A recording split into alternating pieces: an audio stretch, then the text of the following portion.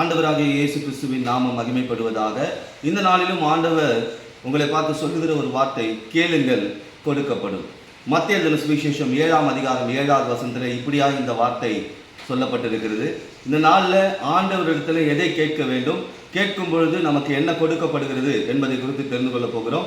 முதலாவது, நாம் ஆண்டவரிடத்தில் எதை கேட்க வேண்டும் என்றால் தேவ சகாயத்தை கேட்க வேண்டும், அதாவது உதவியை கேட்க வேண்டும். 2 நாளாகம புத்தகம் 20ஆம் அதிகாரம் 1 முதல் 22 வசனங்கள்ல யோசேபாத் எனக்கூடிய ஒரு ராஜாவுக்கு பிரச்சனைகள் வருகிறது, 3 விதமான வல்லமைகள் எழும்பி வருகிறது. உடனே இவன் செய்த காரியம், ஆண்டவரிடத்துல உதவி கேட்கிறார். இப்போ நமக்கு அநேக பிரச்சனைகள் வருது, போராட்டங்கள் வருது, வாழ்க்கையில அநேக பொல்லாத மனிதர்கள் எழும்பி வராங்க. அப்ப நாம ஆண்டவரிடத்துல கேட்க வேண்டியது தேவ சகாயத்தை. நீங்கள் இந்த வசனத்தை வாசித்து பார்த்தீர்களானால், இந்த 2 நாளாகமும் 20ஆம் அதிகாரம் 1 முதல் 22 வசனங்கள்ல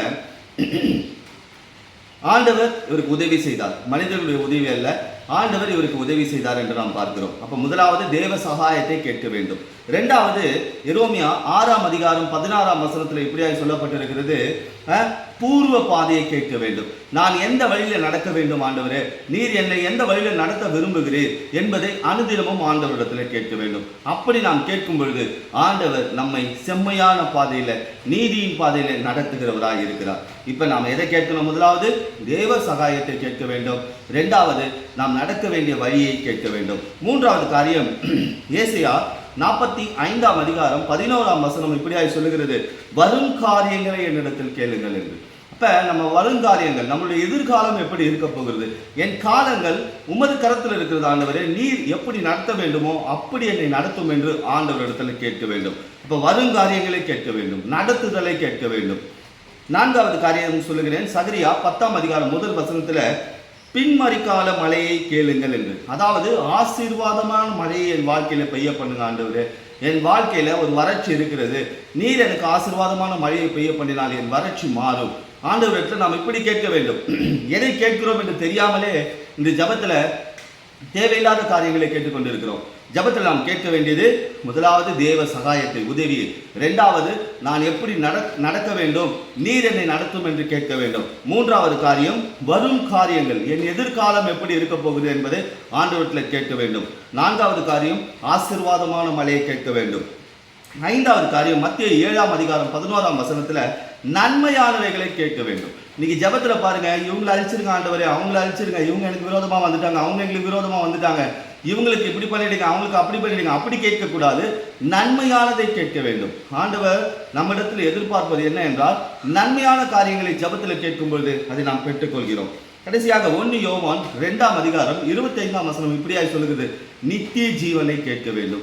ஆண்டவரிடத்துல, ஆண்டவரே எனக்கு பரலோகத்திலே ஒரு இடத்தை தாருங்கள், பரலோக வாசியாய் நான் இருக்க வேண்டும், பரலோகத்திற்கு பாத்திரவானாய் பூமியில நடக்க வேண்டும் என்று நாம் கேட்க வேண்டும். இப்படி கேட்கும் பொழுது ஆண்டவர் நமக்கு என்ன தருகிறார்? நாம் ஆரம்பத்தில் பார்த்தோம், மத்தேயு 7ஆம் அதிகாரம் 7வது வசனத்துல கேளுங்கள் உங்களுக்கு கொடுக்கப்படும்.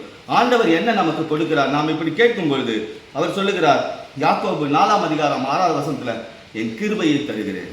ஆண்டவர் உங்களுக்கு கிருபையை தருவார், உங்கள் வாழ்க்கையை நடத்தக்கூடிய கிருபையை தருவார், உங்களை ஆசீர்வதிக்கக்கூடிய கிருபையை தருவார், உங்கள் பலவீனத்தை மாற்றக்கூடிய கிருபையை தருவார், உங்களை தாங்கக்கூடிய கிருபையை தருவார், உங்களை சுமந்து செல்லுகிற கிருபையை தருவார். அதே போல சங்கீதம் 68ஆம் அதிகாரம் 35வது வசனத்துல பலனையும் சத்துவத்தையும் அருள்வார், நல்ல பலத்தை கொடுப்பார். ஆண்டவருக்கு நாம் கேட்கும் பொழுது கிருபையை கொடுக்கிறார், நல்ல பலத்தை கொடுக்கிறார். ஆவிக்குரிய வாழ்க்கையிலும் சரி, பூமிக்குரிய வாழ்க்கையிலும் சரி, நல்ல பலனை தருகிறார். அதே போல யோவான் 14ஆம் அதிகாரம் 27வது வசனத்துல சமாதானத்தை கொடுக்கிறார் என்று சொல்லப்பட்டிருக்கிறது. அப்ப நம்ம ஆண்டவர்கிட்ட கேட்கும்போது கிருபையை தருகிறார், பலத்தை தருகிறார், நல்ல சமாதானமான வாழ்க்கையை தருகிறார், சஞ்சலமும் தவிப்பும் ஓடி போகும். ஆண்டவர்கிட்ட இப்படி கேட்க வேண்டும்.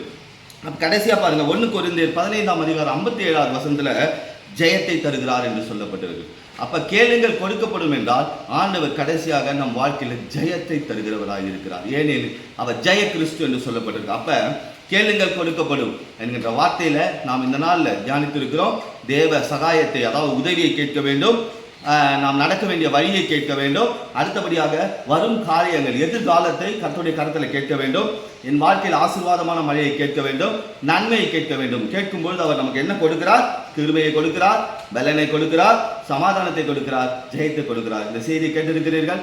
நிச்சயமாகவே கர்த்தர் உங்களுக்கு, உங்கள் குடும்பத்திற்கும் சொல்லப்பட்ட ஆசீர்வாதங்களை தந்து ஆசீர்வதிப்பாராக. ஆமென்.